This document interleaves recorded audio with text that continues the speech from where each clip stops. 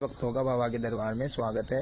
जैसे कि आप सभी को पता है रात्रि का समय हो गया है और बाबा की आरती का समय आ गया है। तो यहाँ पर सभी भक्त आरती के लिए पधारे हैं और अभी थोड़ी देर में बाबा की आरती चालू होने वाली है।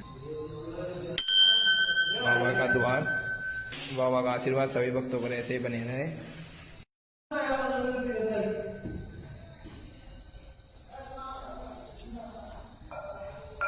अभी थोड़ी देर में आरती चालू होने वाली है।